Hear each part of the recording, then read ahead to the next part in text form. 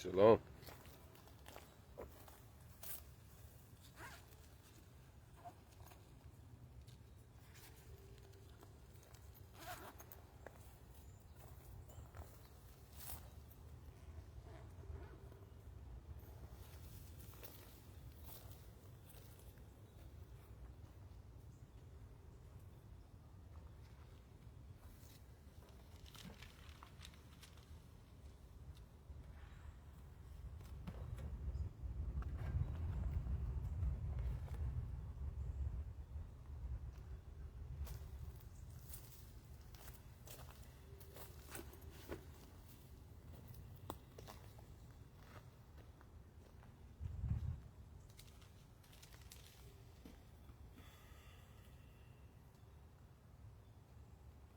Shalom. This dude,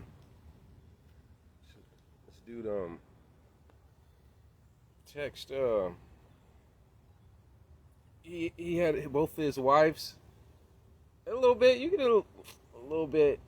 Don't really like seeing it because I want to get me a second wife one day if the Almighty permit. But so he puts this statement like, "Hey, those that only practice monogamy are weak, and those that have polygamy are strong." He made a bold statement. So I crushed this dude because I don't get on Facebook, but I crushed this dude because I was like, just because a man chooses to just have one wife doesn't mean he's weak. No different if someone chose to not start his own business. Some people like their job. Some people want to be a doctor and work at a hospital. Some people don't want to have to be an entrepreneur. They rather just choose to get a career. In like manner, if you have a man and they have a mom and pop shop grocery store, and they like their grocery store. They have a grocery store or a taco shop, or they sell burgers or whatever. And then you have another man that wants to start a franchise or wants grocery stores throughout the states. You don't say the one that just only has one grocery store, he's weak. It doesn't make any sense. If a person chooses to be content, some people choose to be content. They have a house, they have their wife, they have their kids, they got a couple of jet skis in their front thing, they go on vacation twice a year, they got a nice little truck and a trailer or whatever, like the typical American dream. Some people are perfectly content with that. And if a man is perfectly content with one wife, that does not make him weak. If a man desires, I want to start a dynasty or I want to start a franchise and I want to have a whole bunch of pizza shops throughout my state, then that's cool. He desires more, whatever your level of contentment is, But as a man, there's a baseline of contentment, meaning you can't be content living in some hole-in-the-wall studio and then you want a wife and kids. No, there's a baseline. You have to achieve and strive for a certain level of greatness. And two, even having a wife and maintaining a marriage 20 years as a man is hard enough. To have a marriage last 20 years is a challenge in and of itself. So for that dude to call a man weak just because he chooses to have one, he lacks maturity. I think he got to a point to where his ego came in and he got puffed up because of his achievement, and then now he thinks he's superior. Because when you say someone is weak, there's some level of superiority complex you have towards the other person you view as weak, Because when we joke around with our buddies, it's like, "Oh, bro, you weak," and we make fun of him and whatnot, and it's supposed to be a shame. Like, you're making fun of that person. So when you're saying, "Hey, if you just have one wife, you're weak," then that means you're better. You could have two wives and then both of them be in a miserable marriage. You could have one wife and be in a happy, well, where love and marriage is, and then you could have two wives and both of those marriages are garbage. Just having more does not mean better, There's people that have way more money than me, and they're suicidal, and they're miserable, and they're on antidepressants, and they have way more money than me. So does that equate to greatness? Does that mean I'm weak because they have more money? No. Every person's dealt with different cards. Do I think I'm better than someone in Africa that wherever they live, they only get 1 inch of rain every year? So how much could you actually grow with only getting 1 inch of rain? And I'm in Belize, and we get 62 to 78 inches of rain a year. Belize gets 60 plus inches of rain, and then I'm supposed to think I'm better because I got all these plants and I'm growing and doing this. And then in places in Africa, they get less than 1 inch a year. So they're not growing a lot of crops. They're not doing a lot. They don't have a lot of wells filled with water. So how fast can they possibly grow? But oh, they're weak, because look at me and look at you. You don't know what cards people are thrown. I seen this story the other day, how this brother, he told me when he was growing up, his sisters, this is a brother in Belize, his sisters, he has a big family, and they were struggling so bad that his older sisters would have to like give their body up just to get some bread and some cheese. And he had to watch his sisters do this just to come home with some bread and some cheese, and she'll get it and then share it with the rest of her siblings. And this is in Belize, that other grown men will take advantage of teenage girls because they know they're starving, and so they can't negotiate. What kind of power do they have to actually negotiate? And so it's not even for a significant amount, it's just some basic groceries. And his sisters did that because they loved their little brothers and sisters, just to share it, you know. And so it's like, you could look at some prostitutes like the ones in the United States. It's like, come on now, we have all these Section 8, EBT, all this. There's a lot of stuff out there. There's a lot of areas you could go get a job. There's no reason for you to be a hoe and prostitute. And no, I'm not justifying a 16-year-old doing that, but look at the cards she was thrown. And so sometimes we judge people's actions and not knowing what cards were given. We don't know their starting point. And a lot of people start off in negatives. Here in America, we start off in positive. Even being a Hebrew, you have a better chance to succeed than a lot of people in this world. So back to that main guy that tried to crush men that are fully content with just having one wife. That just shows a level of immaturity, because he doesn't know how the world works, and he doesn't know that every man does. I go to the gym, as you could tell probably. And I go to the gym because for thousands of years, men have always exercised their body, and it says a young man shall glory in his strength. We always were out there trying to get stronger, trying to get bigger, trying to be superior, trying to be the max. Even the Incredible Hulk, Superman, the Avengers, all this stuff is strength and power, and increase our power output as a man. We've done this for thousands of years. So when I go in the gym, I go in just like a savage. And I try not to look down upon people that come with their girls and they're talking and they're on their phone. They'll never work out legs until they throw up.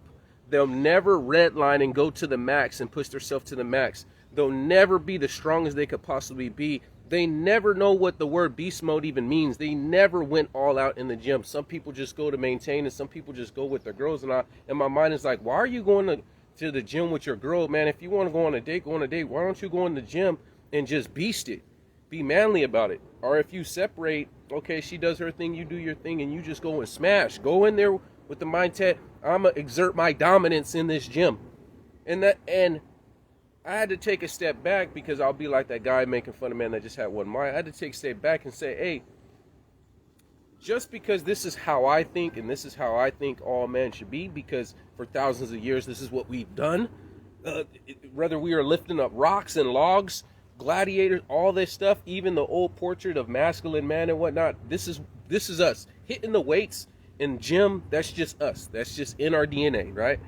So yes, I think, like, bro, why are you, like, you're never going to get gains like that. Why are you just talking and going on dates? And some of them are hugged up in the gym. It's like, man, my mind is like, bro, that's some straight garbage type stuff, bro. Like, just get out of here. Get out of here. Go to the gym to be hugged up. Just dumb. But I have to learn that just because if another man is content with just going to the gym and just maintaining, just to stay active, I'm just going here just to stay active. I'm not going to go and redline it. I'm not going to go and be the best possibly person I could be. Then I have to respect that, and I can't look down upon that. And that's his level of contentment. And this is my level of contentment, is I'm going to be the strongest as long as I could possibly be. I'm going to be the hardest hitting, heaviest lifting, cleanest looking, tightest looking, testosterone high as long as I possibly could be, and I'm gonna enjoy my youth as long as I can. And then when I get too old to where I can't beast it like I can, then I can say, hey man, I used my body to the full potential, and I use my youth to its max. I use my youth to the full potential. I'm gonna strive and try to make as much money as I can make within the parameters of the Most High to give my kids an inheritance and my children's an inheritance. I'm going to strive and use my youth, because there's going to come a time where I may not have the energy, or I might not have the drive, I might not have the zeal, I might not have the knowledge, my mind's not there or whatever, and I can't go as hard as I want to. But while I'm still young, I'm going to go as hard as I possibly can. But so I'm not going to knock the next man if he doesn't have that drive. There should be a baseline for every man to have that. So I want to see if he replies, because the man that said that is he lacks a lot of knowledge. Speaking of knowledge, we're gonna deal with that. Is that about time? Shalom, shalom, everyone. Oh, I got the shout outs too. My phone wasn't charging, so I had to use the other phone for a while, but they cleaned out the port. And then this one, you can't buy a port because it's soldered, and they don't do soldering at this place, so I had to buy a new phone. I had to buy mad phones this whole couple of times. I bought a J7, but then it doesn't have an exchangeable battery, so I don't like it. If your phone messes up, man, you need to buy a cheap phone. They're like 85 bucks. You could take the battery out, then you can't track it, or get a Faraday cage or a Faraday bag to where you put it in a Ziploc and then it stops the tracking. If you can have two phones, if the money permits, have two phones, because you never know when one will break, and it might be a day that you really need to make phone calls and stuff. Or if you can have a burner phone, like a phone that does not have Google, a phone that does not have any Google apps. And when you get that phone, you cannot use Google, search engine, Gmail. You can't even use it one time, because once you use it one time, they got the person with the phone, and they're going to track every single thing. They're going to sell your information. So if you can, get a phone that does not come default setting with any type of Google application on it, period. No Twitter, no none of that. Whatever Google owns, whatever apps they own, don't go to Google Play Store. Have one of those phones. Do all your info on Internet Explorer or Bing or everything else. Do not use that, and that way they ain't tracking what you do, what you spend, what you leave that stuff alone. If you can, it costs a little bit more money. What time we got? Is that about time? Let's get it. Oh, past time. Sorry about that. Welcome to True Hebrews United of the Almighty Yeshua.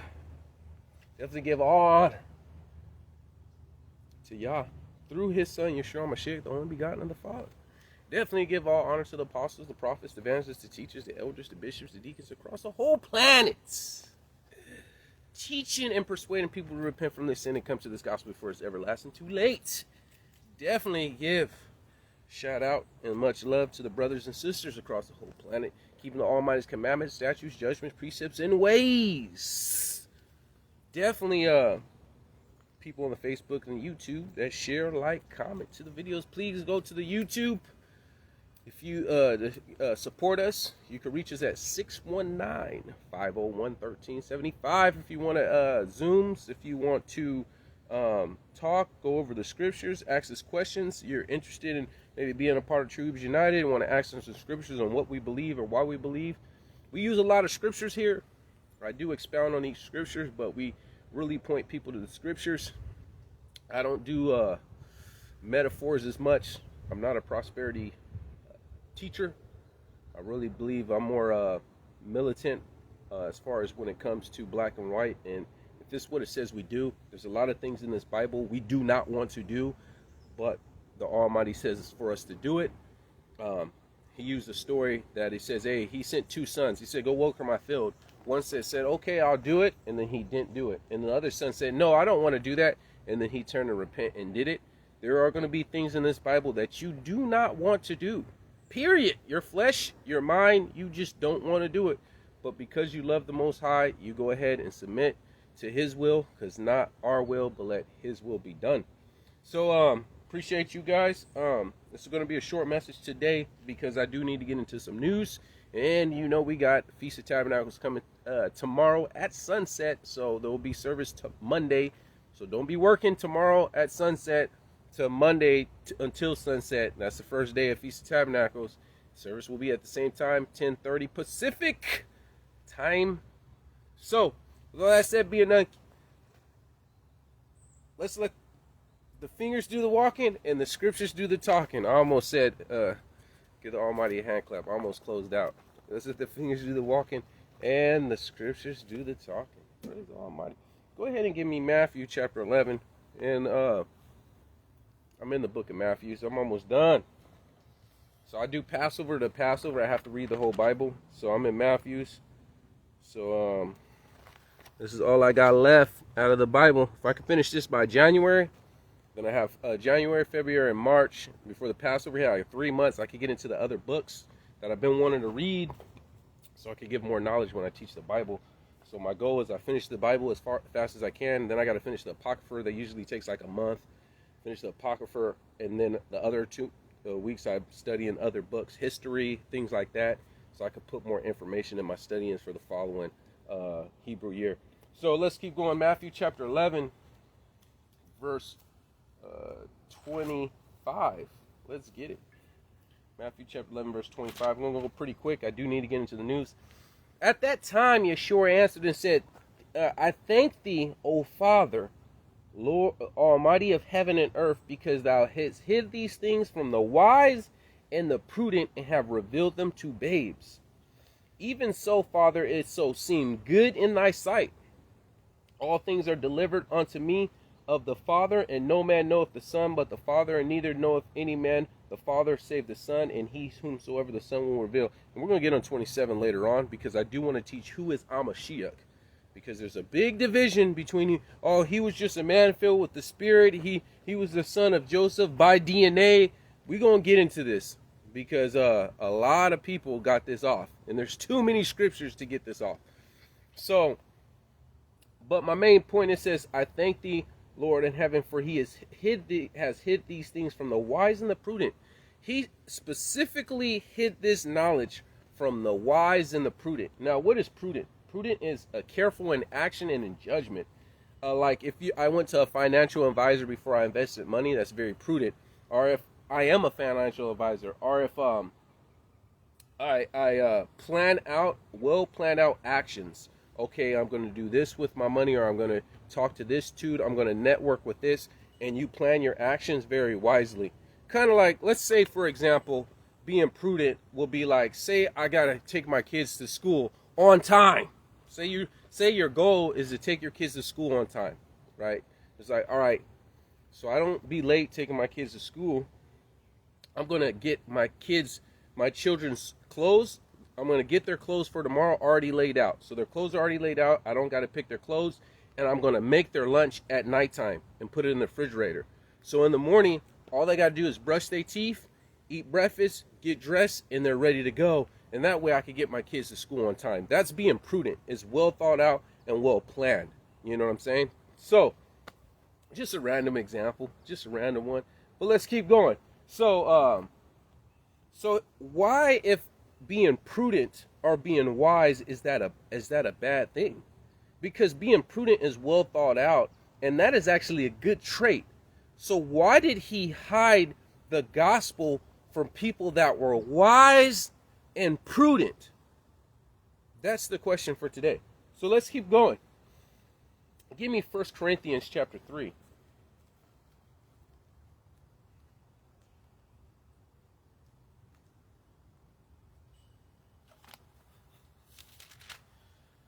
And we're going to start at verse 18. Kind of like when we do take the kids to the beach or whatnot, we get all their kids. We got the baby for the diaper bag, everything. We get everything ready and have it by the door the night before. And because the last thing I hate is in the morning. Oh, did you get this? Did you get the phone? Oh, I cannot stand chaos. Sister Whitney knows I don't live my life in chaos. I plan out my stuff the day before. I don't like rushing. That's when you forget. That's when stuff happens. Oh, I forgot to turn off the oven or whatever. That stuff happens when you're working in chaos and stuff is not. Poor planning produces poor production. That's the edited version. Poor planning produces poor production. The worst plan you could ever make is to not plan at all. So let's keep going. 1 Corinthians chapter 3, verse 18.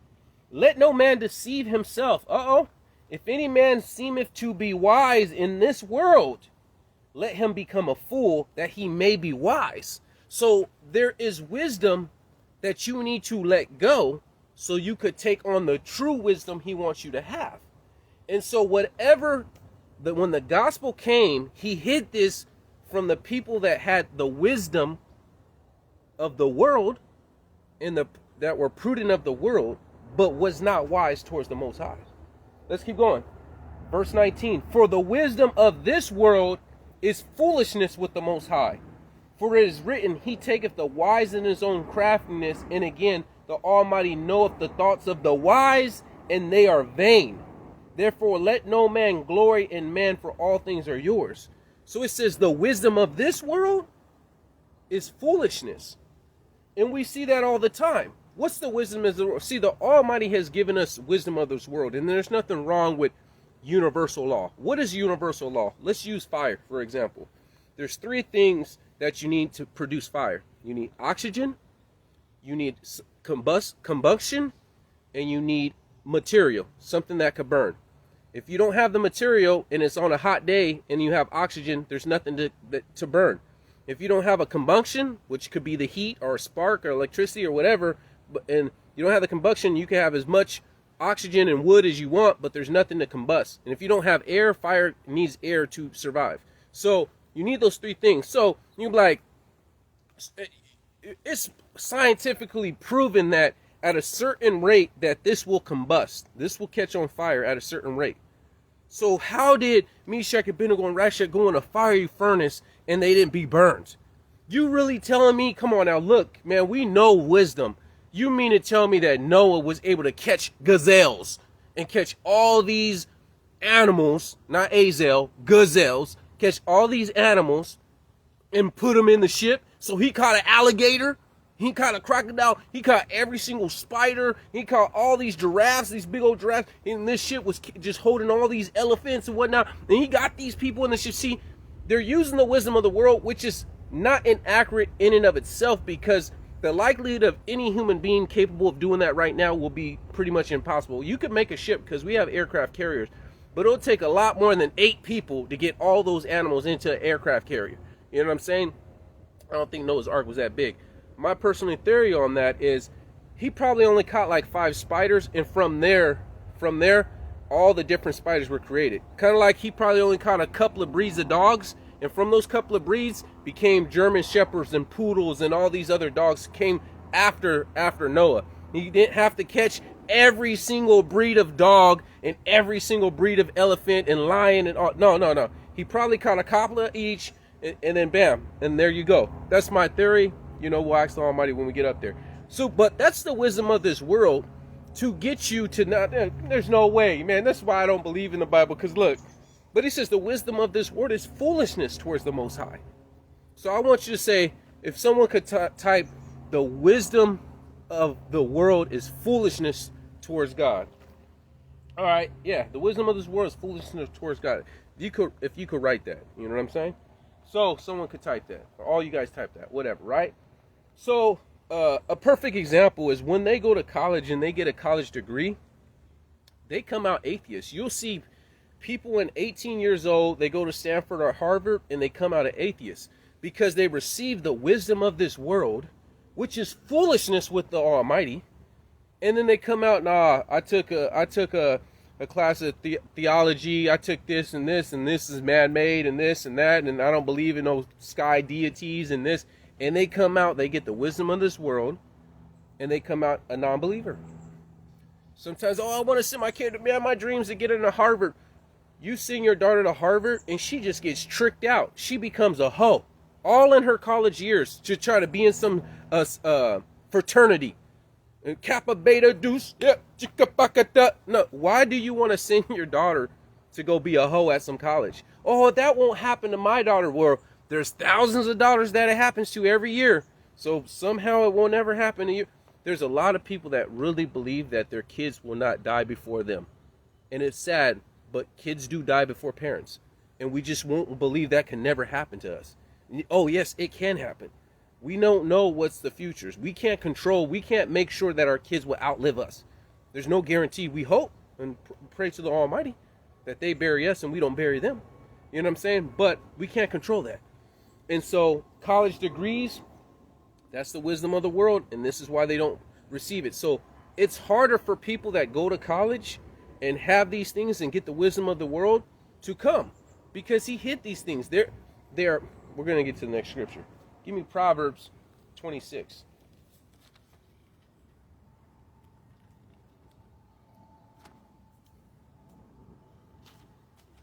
Not saying they can't be saved, but he intentionally hid these people from the prudent and from the wise. Proverbs 26, verse 12.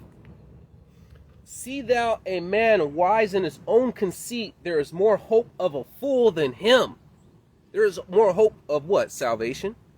It says a person that is wise in his own conceit. Now, what's conceit?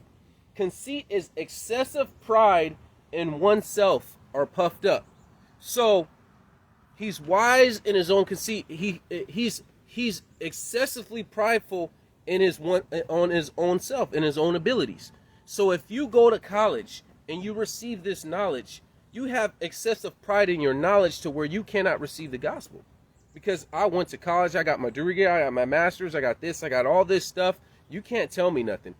There is a big problem with our people, Hebrew sisters, that they get a degree, and there's YouTube videos, there's documentations. Once they get a degree, Hebrew sisters, and they get a white-collar job, they frown upon blue-collar Hebrew men.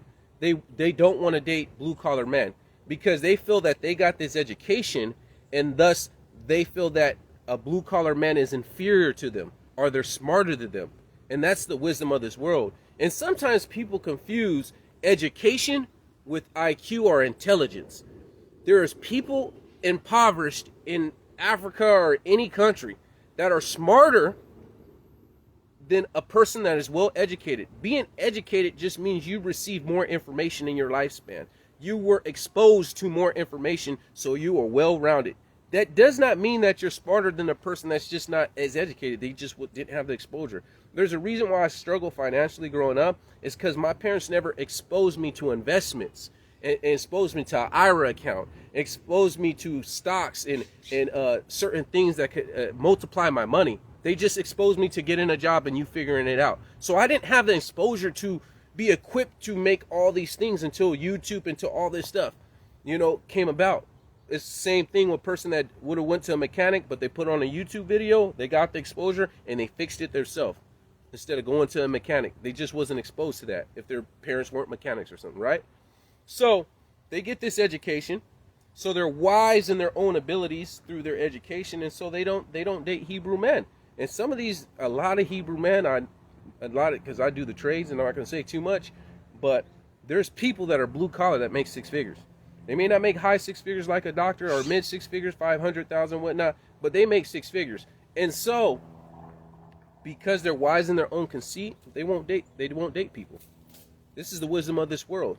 Because you could be, you're educated in social science or arts or whatever, right? You're educated in one aspect, and then now all of a sudden you're better than other people just because, let's say you're a doctor. Okay, you are a doctor. That does not mean you know how to plumb, or you're an electrician, or you know how to manage money. That does not mean anything. There is people that are good at basketball, but terrible at managing money. And as soon as they get hurt, they go broke. Why? There's people that win the lotto and make a whole bunch of money, but as soon as they get their money, they go broke. Why? Because just because you're educated does not equate to true wisdom. You're just good at one object. Hey, man, I got my master's degree in human psychology. Okay. But what about money management? Or what about investment? Or hey, what happens when your car breaks down? What happens with this? Or deal with this person? Or that doesn't mean you're a good parent. That doesn't mean you're a good wife. That doesn't mean you're a good husband just because you have a degree. And so they equate wisdom of this world, and because of that, they get puffed up and they're wise in their own conceit. And then it says there's better hope for a fool. So when the gospel comes to the wise and the prudent, because they're wise in their own conceit, it passes them right by. So he says, I thank you, Almighty, that you have hid these from the wise and from the prudent. You didn't go to a lot of people with the master's degree. You didn't go to a lot of people that have the wisdom of this world. You went to the babes. You went to the babes. that weren't prideful or weren't haughty and trusted their own abilities and trusted in the wisdom of this world. So let's keep going. Give me Proverbs 14.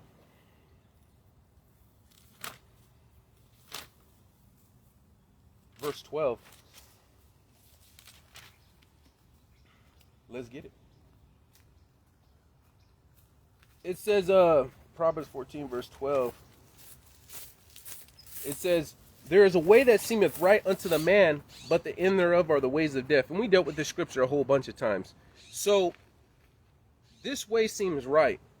And because I got my degree, or because I feel like I'm wise, or because I feel like I know what I'm talking to, have you ever dealt with an older person and you come up with a good idea, but simply because they're older than you and or because they've been working that occupation longer than you, they shoot your ideal down when your ideal was just better than them? Sometimes someone new could look at something from a different aspect and come from a different angle and come up with a better ideal. But in their mind, oh man, I've been doing this 20 years. You can't tell me what to do. You're just really green. You know what I'm saying? And because of that, the same way the truth comes and they can't receive it. They're right in their own eyes. How many people study the word, right? And they still think Christmas is okay. But the end thereof are the ways of death. See, the saying, you're too smart for your own good. This is why you cannot be saved. This is why he hid this gospel from you. Because you're too smart for your own good. Or another saying, I'm paraphrasing this right. You know just enough to think you know what you're talking about, but not enough to know when you're wrong. You know just enough, or you study the topic just enough to think that you know what you're talking about, but you don't know enough to know when you're inaccurate in a certain area. And that's the most dangerous part, because these wise and these prudent people, it says he hid these things from you. He hid these things from you. Let's keep going. Give me 1 Corinthians chapter 1.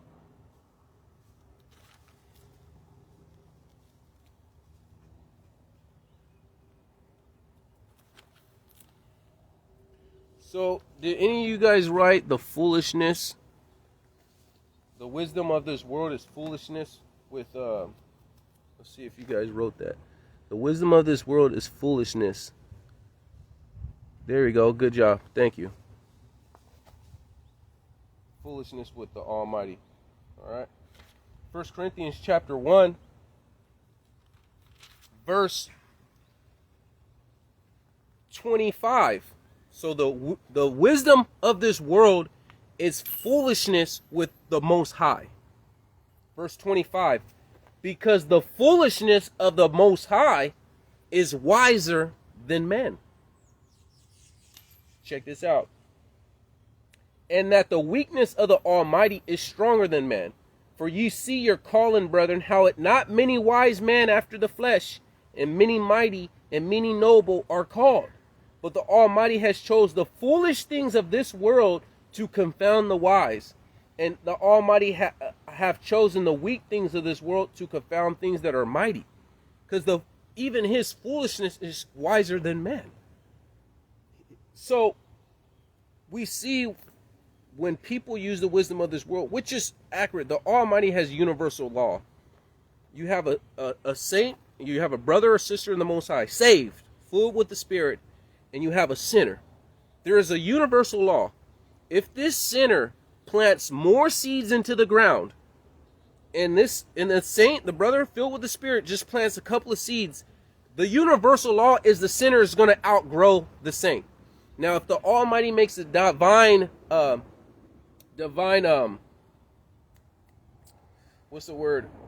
intervention, if he comes down and bless the works of your hand that year, yeah, you could outgrow the sinner, yeah. Because we see, but that's when he makes an intervention. But the universal law is you reap what you sow, and if a sinner plants more seeds, or if a sinner out-advertises, or if the sinner does more and puts more energy in his business, he's going to outperform the person filled with the Spirit. This is you reap what you sow. It's a universal law. He has this. This is the wisdom that he gave men. Wisdom with fire, wisdom with this, wisdom with that. The likelihood of you doing or seeing certain things where a donkey could talk in a man's voice. The wisdom of the world, this doesn't happen. This has never happened recorded. This does not happen. It will not happen. A donkey cannot understand English and not only talk, but actually have a conversation, to mean he has the capacity to learn the language and have a conversation with you. A parrot could repeat words, but he doesn't have knowledge of the English dialect, right? So this is the wisdom of the world, which is accurate. But that does not dictate the Almighty. That stuff is full. He just made universal law for every man upon this planet. So when he comes down and says this, and he does this, the wise and the prudent, oh, that's never happened. That can't happen. Nope, I don't believe in the Bible. It's going to pass right by. You too smart for your own good. You too smart for your own good. Let's keep going.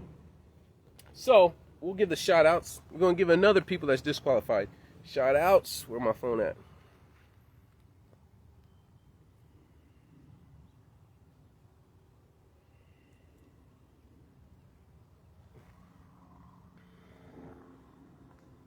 Katura, Karen, Reese, Gia, Kamanga, Savio, William Mormon, Ahava, Kamari, Jason, Ariel, Gavi, Nava, Kashef, Zahara. Shalom. Appreciate you guys. Keep pressing. All right. So, give me Matthew chapter 19, and we almost done. We're going to get into the news. Matthew chapter 19.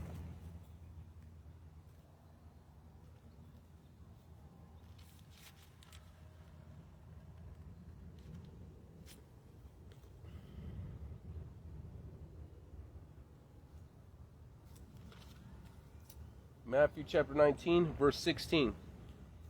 Let's get it.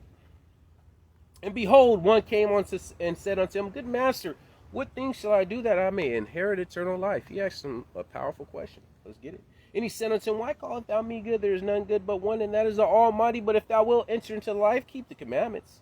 And he said unto him, Which? And Yeshua said, Thou shalt not do no murder, thou shalt not commit adultery, thou shalt not steal, thou shalt not bear false witness, honor thy father and thy mother, and thou shalt love thy neighbor as thyself. So he named a few.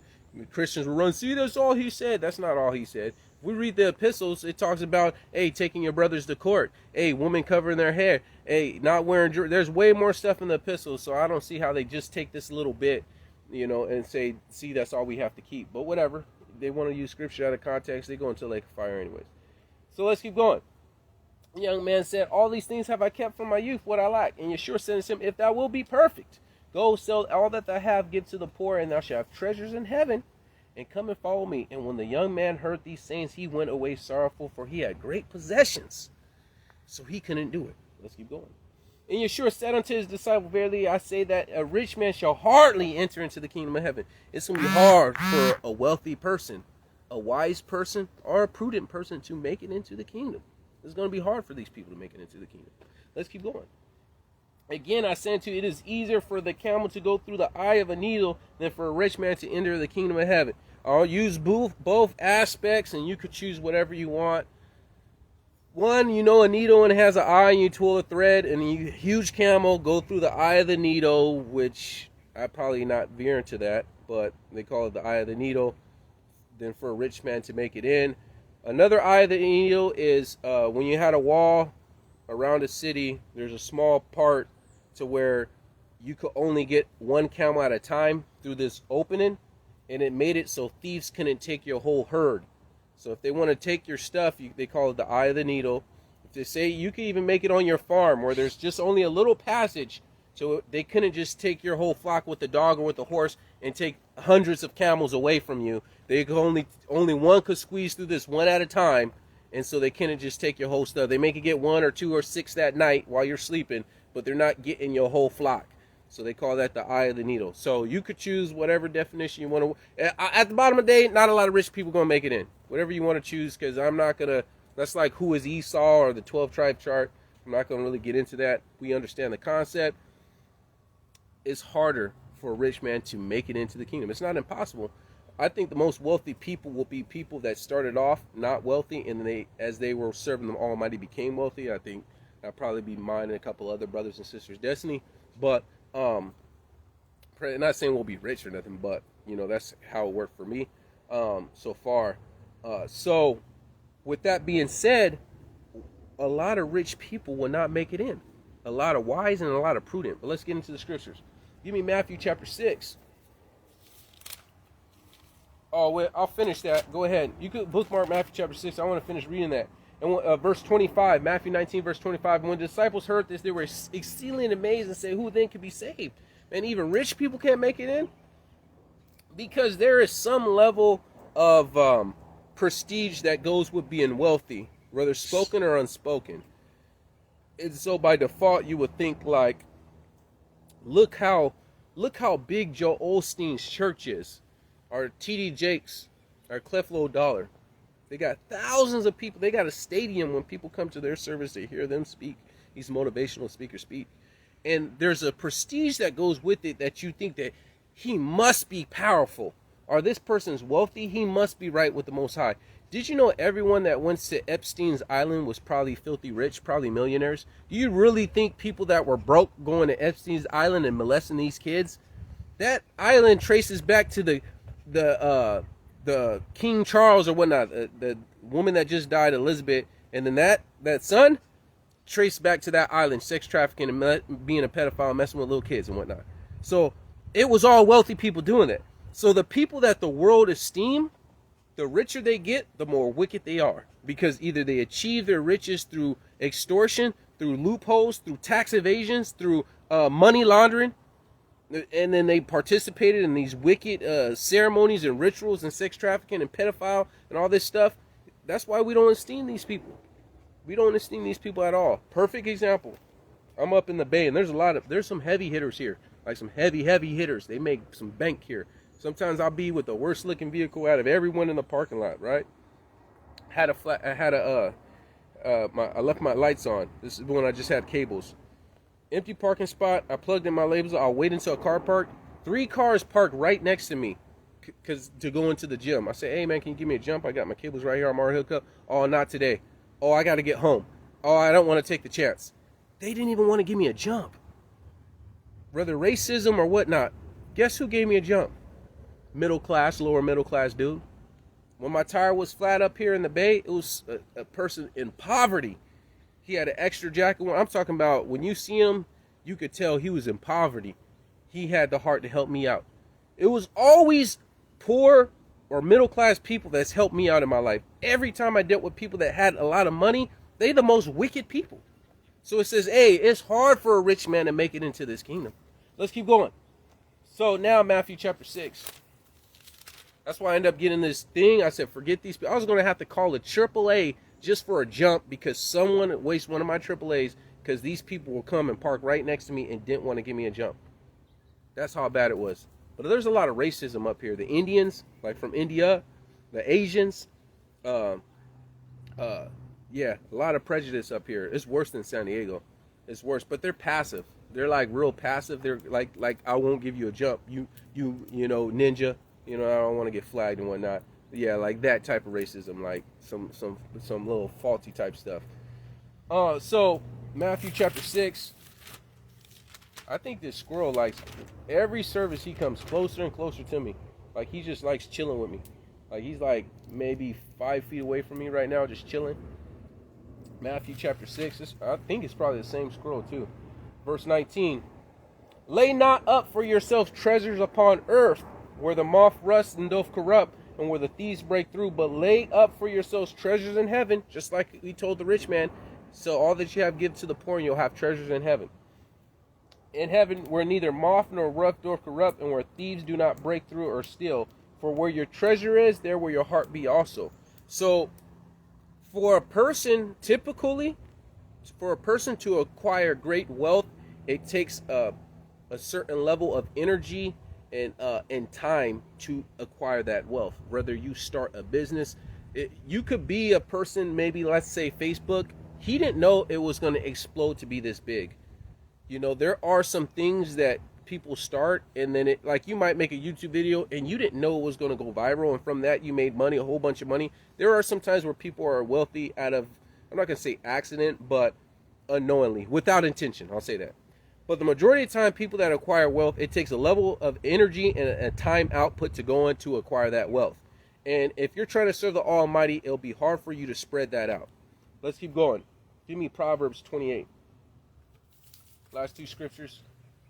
Proverbs 28.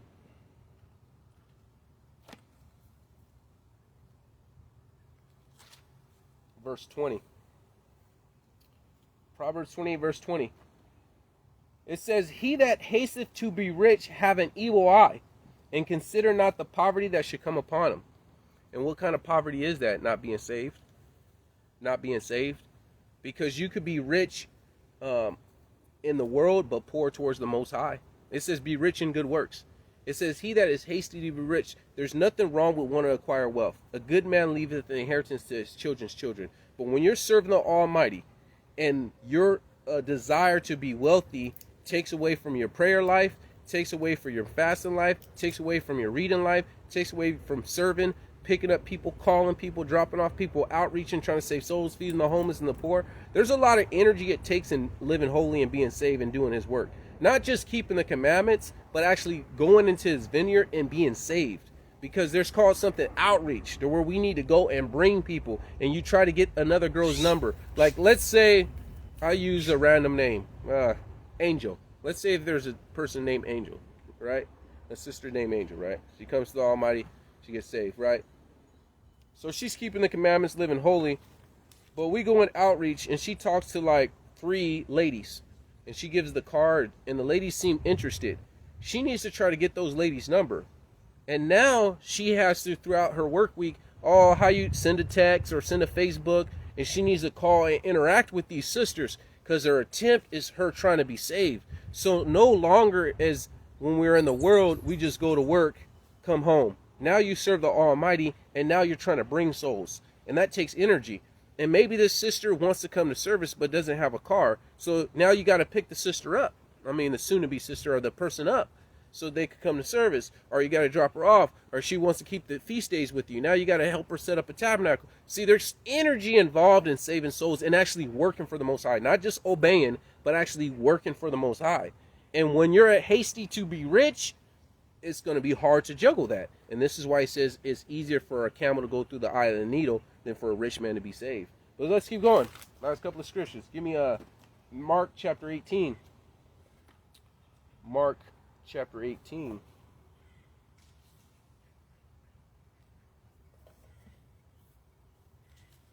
You'll see the greatest prophet was the poorest prophet, John the Baptist.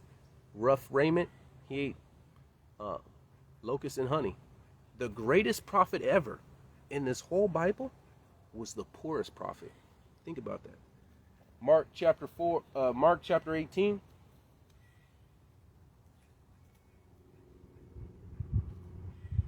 And Amashiach called him the greatest prophet.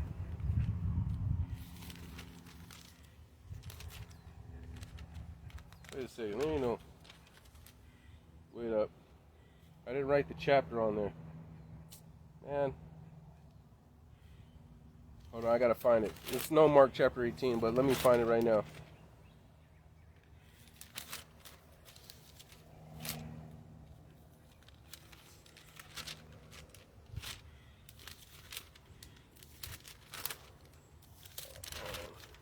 What did I do? Alright, there you go. Mark chapter 4. Mark chapter 4, verse 18. Mark chapter 4, verse 18. And these that are which are sown among thorns. So I'm not going to get with the parable, but he says there's some sown on rocky ground and stony ground and good ground and the wayside and whatnot. But he's dealing with the thorny ground right here. Are the cares of this world. And it says, these are they which are sown among thorns, such as hear the word. And the cares of this world and the deceitfulness of riches and the lust of other things entangle them and choke the word, and it become not fruitful. So they could never be fruitful. This is why it's extremely hard for the wise, the prudent, and the wealthy people to make it into the kingdom. In like manner, with you women out there in vanity, see, the thing why women have to understand why it's so important to keep your legs closed is you are born with your value. Men, we learn at a very early age, like middle school and high school, you have to work for your value. If you're not, you have to work for your popularity. If you're not playing football, we understand that being popular in high school and whatnot is, you have to work for that. If you could sing, play an instrument, you're star basketball player, star football player. We understand at a very young age that the competition for the opposite sex is real. And if you want to get a quality girl, or the girl that other people are competing for, then you need to start being competitive, and you have to work for your value. And we understand that even how good you look, if you are a broke dude, that will only get you so far. We literally have to work for. Perfect example. I want to get a girl. I got to take her out on dates. I want to marry her. I got to go to the father and pay dowry, or work for the dowry. Then from there, then after that, there's a ceremony, a reception or whatnot. And then I get to enjoy her. But I have to do a lot of work just to enjoy her. A woman is born with her value. And this is why it's dangerous, kind of like the rich man is born with your value. It's your looks and your virginity. Those two value. Even a woman that doesn't look very good, but men know that she's a virgin, she is a target. They are going to want to be the first. They are going to go after her, even if it's just for that. She has her value. She doesn't have to work for a man to court her, take her out on dates. All she has to do is almost just exist and dress nice and smell good. I'm not saying all the attributes, 60% of your value comes by your looks and your virginity. The other 6 are learning how to cook, clean, manage money, all that stuff. The man does not get to enjoy intimacy or your cooking, your cleaning, your money management, your motherly skills until he already married you. So the rest of your value is not like he gets to enjoy only until marriage. So your value that you have that he can is prior to marriage is your looks and your virginity. And obviously you can't sex in marriage. So in the meantime, he's working. Hey, let's go out for a date. Hey, I want to take you to this restaurant. He's working. Oh, I want to go to your father. Okay, what's the dowry? He's working this whole time. He's already invested. And you've just looked pretty and smell good. Just chilling. You know what I'm saying? Staying pure. And then on the day of marriage, he actually gets to enjoy his wife. So if your value, these women that have the big butts and do this, your value is your looks. And because they're hoes. All these women out here are hoes now. So all you got is your looks. And when they got a nice body and your Instagram and TikTok and vanity, these women won't come to the gospel. Because it's just like a rich man. You women that the world views you as very beautiful and whatnot, or whatever, you're the flavor of the year or whatnot, the decade, whatever. You don't want to give up all those men in your DMs. You don't want to, just like the rich man had great possessions, he didn't want to sell all that he had and have treasures, and he walked away very sorrowful. Let's use this. A very pretty woman came to the Most High and said, "What must I do to be saved?" And he says, "Okay, keep the commandments." She says, "I'm keeping the commandments." He says, "Okay, give up your makeup, give up your jewelry, give up your Facebook, give up your TikTok, give up your Instagram, stop taking booty pictures, stop dressing all and dress modest, cover your cleavage and cover your butt, and then you can make it into the kingdom." How many women will go away sorrowful?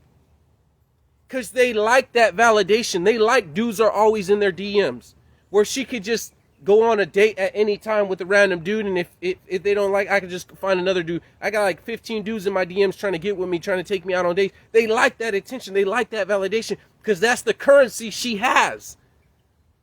And a rich man has his riches, and you have your validation and men in your DMs and have all this attention from the opposite sex. And that's your currency because your value is in your looks and in your virginity. And our men, we got to work and have a job. Yeah, we go to the gym and whatnot, but looking good and being broke only goes so far. You better have some money behind that. You better have a shiny car, some shiny things, shiny rims, shiny car, shiny house. You better have some shiny things. Your looks and your value is your beauty. And are you willing to sell all that you have and follow the Most High? Are you willing to sell all that you have and follow the Most High and give up all that and dress modest and cover up? And all that attention just goes away. Few, what the world perceives as beautiful or gorgeous woman will make it in. It'll be easier for a camel to go to the eye of the needle than for a beautiful woman with a banging body to enter into the kingdom of heaven. So, with all that said being done, keep standing. Oh, we got news, but we'll give the Almighty a hand clap for now. Keep standing. Don't drop standards. Give the Almighty a hand clap. Let's get into the news right now. Shalom. News. Once again, BitChute. BITCHUTE.com. BitChute. This is how you get news that's uncensored. If you want to get really what's going on and how they say, oh, Ukraine's fighting back. Bro, if you get on BitChute and look up, Ukraine's getting their butt whipped. Like, let's get it real. I mean, he's not straight annexing 4 regions because they're losing. Bro, right when he signed the documents, right after, they smashed on Ukraine and pushed them back. But they're never going to see, because if they tell you that Ukraine is losing, people's going to say, then why are we sanctioning Russia? This is stupid. Europe's out of energy. We can't get food in Africa. We're struggling with our high gas prices, and it's for nothing. We're sending billions of dollars to a country that's losing. Why are we still doing this? And why are we still sanctioning these people? Because it's not working. So they're going to lie to you and say, oh, they're winning, and look, they're pushing Russia back, and look, they destroyed a tank. Bro, go on BitChute. Find some good people that put out some good content. There's some cuckoo heads with aluminum hats on there too, because remember, it's open internet and it's not censored. So find us some good content. Subscribe to the ones you want to subscribe to. Get your subscription. It's free. Find your news. Get what's really going on in the world. BitChute. All right, let's get it.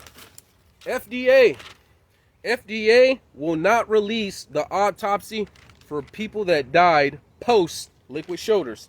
People that got one of these in their shoulders, got one of these. People that got that in their shoulders, a lot of stuff is happening. I'm trying not to get flagged, so I'm being vague. A lot of stuff is happening. A lot of people are dying, and the FDA refuses to release the autopsy. There's another one with people that's got this thing in their shoulders, these liquid shoulders, where they turn around. They have them on camera. They'll turn around. They'll stop. They'll turn around and look over their shoulder, and they do this, and they fall down, and they just die. There's mad films. You're not going to find it on YouTube. You need to go to BitChute. They're showing these people, all these people post liquid shoulders are having problems. They're looking in their blood and they're seeing this stuff. They took pictures of blood, normal blood, and pictures of the blood after you got liquid shoulders, and they said it's not the same. It's not the same. So, hey, why would the FDA don't want to disclose the autopsy of these people that's getting it? Because people's going to say, you lied to us, and you try to mandate and get us to get liquid shoulders, and you just poison the whole world. Let's keep going. The government just bought extremely high amounts of anti-radiation pills. You guys can still get it on Amazon. I think it's called iodine. Pectin is a good one too.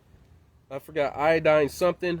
We bought some. THU. We ain't super behind. Do we have enough to survive months and months and months? No, we could step it up on that. You know what I'm saying? But you might want to get you a little bit. I forgot what it's nascent iodine. What happens? You have your thyroids, that produce your white blood cells and whatnot. Radiation fallout comes on. Your thyroids take on that radiation iodine or whatnot, and that's what causes the cancer. So if you take iodine pills throughout the day or whatnot, your body absorbs that iodine, and so it will not receive the radiation iodine that comes from nuclear fallout. And that will, I'm not going to say make you immune to radiation and whatnot, because if you put your hand in the microwave or something like that, you can still get radiation, but from the sun, people get skin cancer, all that stuff like that. But it make you live longer, or probably could prevent cancer or whatnot. I don't know what kind of test. You can research that for yourself. But yeah, they're buying a lot of that stuff. The government will not let you know when there's going to be a pandemic. I think Russia, and there's another place in Sweden or Switzerland, they were teaching their whole country to be preppers and to have like 3 months worth of food. They put pamphlets out for all their citizens and saying, hey, just in case, everyone has 3 months. See, that's when the government's for the people. This one, no, we want you to die off. Because we're one of the few peoples that still push gun rights. We one of the few people, even though we don't have freedom of speech because they censor every single platform that you use to speak. But, gun, freedom of speech, there's a lot of stuff. We are a pretty bad country to overtake by the government because we're very rebellious. So it's going to be hard. You know, there's a lot of patriots for the straight amendments and whatnot. So keep that in mind. Zelensky, this is how I personally believe they're trying to push a nuclear war, because I think the U.S. wants one, because they're always saying this nuclear threat, this nuclear threat, this nuclear threat, and they're trying to put it all on Russia. Zelensky, the Ukraine guy, said we should do a preemptive strike on Russia to stop them, to let them know this is not where you want to go. So let me get this straight. You want to shoot a nuclear weapon on Russian land preemptively, you be the first one to strike Russia, so they could get so scared so they won't shoot theirs back at you. That's what Zelensky said. And then he tried to backpedal later on. You know, that's like saying, you know what? So this guy doesn't punch you, you should punch him first. He's going to punch you back. He's going to counteract you and punch you back. 9 times out of 10, you know, if Bloods and Crips, say there's Bloods and Crips, and say, you know what, these Crips are tired of the Bloods, we should do a drive-by on them, and that way they will never want to do a drive-by on us. Yeah, how long has that been working out for the Bloods and the Crips? We do a drive-by on them, and because we bring the pain, they're going to get so scared. The opposite gang is going to get so scared that they're not going to come back and do a drive-by on us. Yeah, that's how much sense that makes. He's literally pushing for a nuclear war. So be careful. Do I think so? Probably not. But I don't know what these elites are doing. Maybe this is a part of the elites' plan. I sent, there's a movie came out in 1981. And it's called Early Warning. If you look up the first 7 minutes, I'm telling you, they predicted this time right now. They predicted it. Predicted it. Like, watch the first 7 minutes. The movie called 1981. It was made in 1981, called Early Warning. Just go the first 7 minutes of it, and you'll be like, what? You know for a fact that all this stuff is a stage for the New World Order.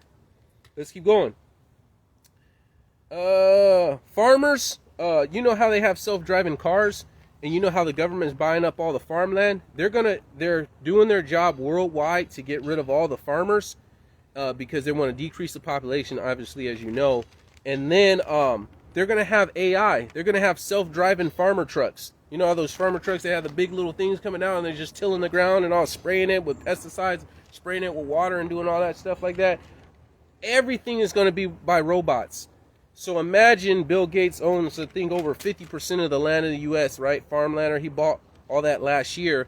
And then he replaces, all the other farmers are just going to die out. And then they have AI doing the regular farms.